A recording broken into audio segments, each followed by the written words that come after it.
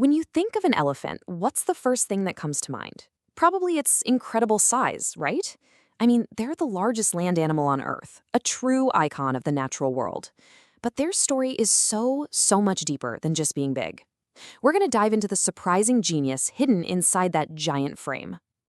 We see these incredible bodies, their powerful tusks, their kind of gentle, roaming nature. But the real magic, the true genius, is happening somewhere we can't see. So what's really going on inside that giant head? Let's find out. All right, so before we can really explore their minds, we kind of have to get a handle on the animal itself. Because to appreciate their intelligence, you first have to appreciate the incredible biological machine that is the elephant. Right now, there are 3 distinct species of elephant walking the earth: the African bush elephant, the African forest elephant, and the Asian elephant. But get this, they're not just some modern marvel. They are the last survivors of a huge ancient family that included mammoths and mastodons. That makes them living, breathing links to a prehistoric world. Every single part of an elephant is an evolutionary masterpiece, for sure. But there's one feature that just stands out as maybe the most versatile and incredible tool in the entire animal kingdom.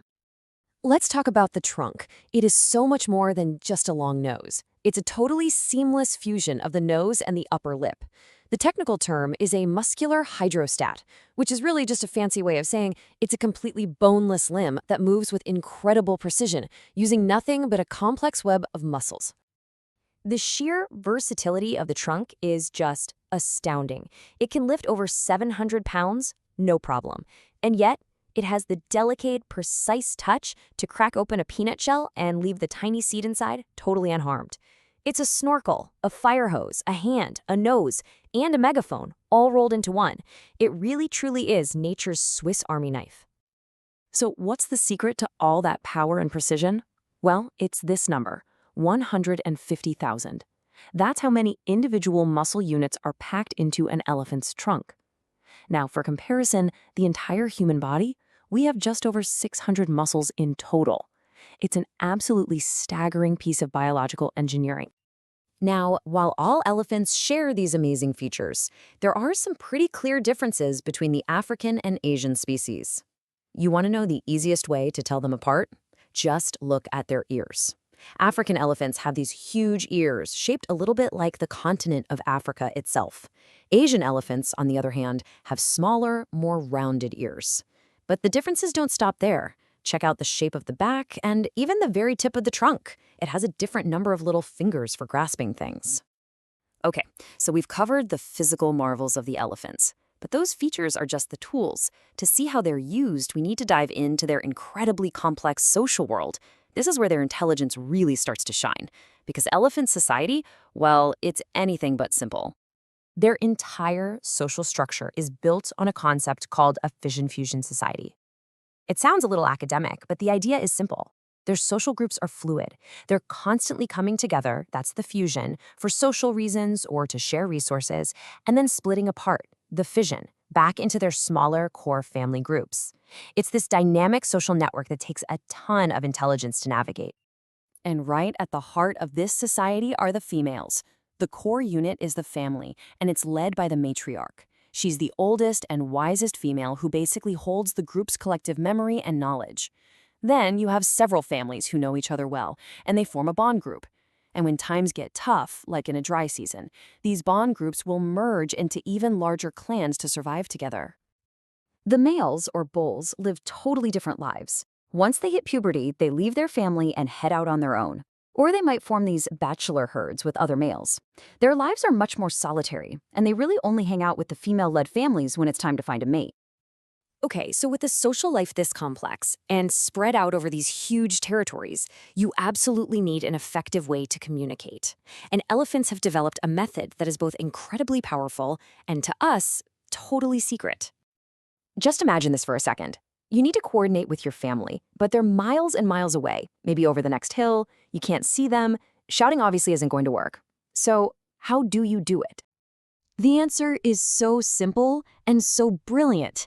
You use a sound that travels for miles, a sound that passes right through trees and over hills, a sound so low that most other animals, including us, can't even hear it. It's called infrasound. These deep, powerful rumbles are way below the threshold of human hearing. But for elephants, it's like a private communication channel. It's their own long-distance telephone line that lets herds stay in touch, warn each other of danger, and coordinate their movements across up to 6 miles of terrain. But they don't just broadcast through the air, and this is the part that blows my mind. Their powerful stomps and those same low-frequency calls also send vibrations through the ground itself. And they can feel these seismic messages through the sensitive skin on their feet and trunks from up to an unbelievable 20 miles away. They are literally talking through the earth. So you have a complex society, a secret language. All of this points to one thing, right? A powerful and profound intelligence. But here's the tough part. Just as we're beginning to understand the true depth of the elephant's mind, we're also realizing that it's in grave danger. The evidence for their intelligence is it's overwhelming. Elephants are in a very exclusive club of animals, right alongside great apes and dolphins, that can recognize their own reflection in a mirror, a classic sign of self-awareness. They use tools like breaking and modifying a branch to make a better fly swatter. That legendary memory, it's absolutely real. They build these detailed mental maps of their world. And maybe most movingly, they show what really looks like empathy, gathering around and comforting dying or dead members of their kind. So here's the crucial point we have to wrap our heads around. We're not just talking about another large animal. We're talking about a species with a profound level of consciousness and intelligence. And that mind is facing extinction. And the threats are almost entirely us. Poaching, driven by the global demand for ivory, has been absolutely devastating. At the same time, as our own populations expand, we destroy and chop up their habitats, pushing them into smaller and smaller pockets of land. This, of course, leads to conflict, where both humans and elephants end up losing their lives. The scale of this crisis is just staggering. Just look at this. In 1979, there were an estimated 1.3 million elephants in Africa. By 2016, that number had plummeted to just over 400,000. That's a catastrophic collapse in just a few decades. And while habitat loss is a huge problem, one threat really stands out as the main driver of this collapse. This quote says it all. One of the biggest threats to elephant populations is the ivory trade, as the animals are poached for their ivory tusks. It's a simple, tragic equation of human greed and devastating loss. Which brings us to the final unavoidable question. We've seen their complexity, their deep social bonds, their secret language, and the clear, undeniable evidence of their profound intelligence. So, knowing all of that, what does it say about us as a species if we stand by and allow that intelligence, that consciousness, to be extinguished from our planet forever?